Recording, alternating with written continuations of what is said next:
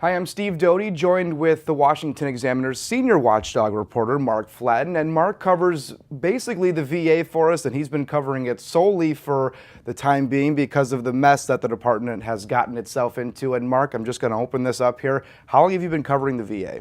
I've been covering VA's problems for close to 2 years now, and it has been one succession of scandal after another. We started with wild overspending on conferences. We got into long delays in processing veterans' disability claims. We started finding out earlier this year about widespread patient deaths, falsification of records, and then in April we started finding out about these secret waiting lists that were being kept in places like Phoenix and other VA facilities. So it's just been this a succession of one scandal after another. Out of all of these scandals, has there been one that's really been kind of the most surprising for you, or one that's maybe been the most shocking? No, actually, I think what's shocking is the consistency between them, the lack of transparency in the agency, the falsification of records to essentially make their numbers look good, but not deliver the service they're supposed to be delivering. That was a recurring theme when we were looking at backlogs of disability claims.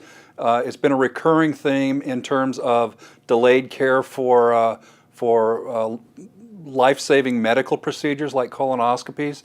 And now more recently, the Inspector General has come out with a report documenting systemic, nationwide falsification of patient wait lists. So I guess the thing that's been most surprising is they seem to have one page in their book of tricks. It's so consistent throughout the various components of VA that it's not an isolated incident. It's not an isolated office here or there. It's something that we're seeing repeatedly, nationwide, on issue after issue.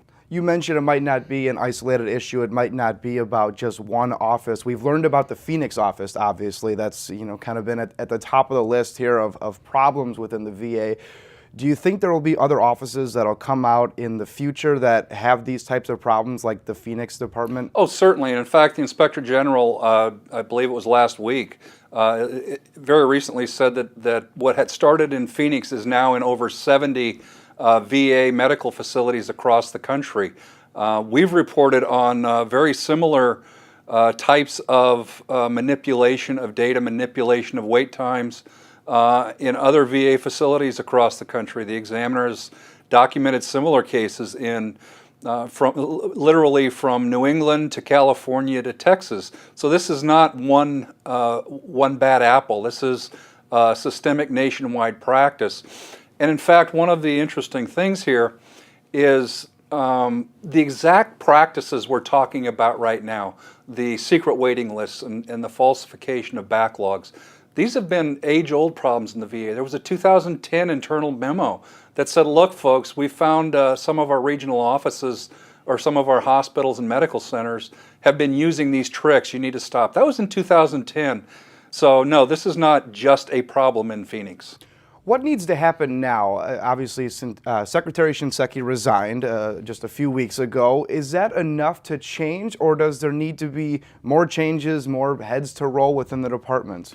What even President Obama, on the day he accepted Secretary Shinseki's resignation, acknowledged a culture in VA, a broken culture. And unless you fix that culture where manipulation of wait lists and secret waiting lists and meeting your numbers is more important than delivering care to patients.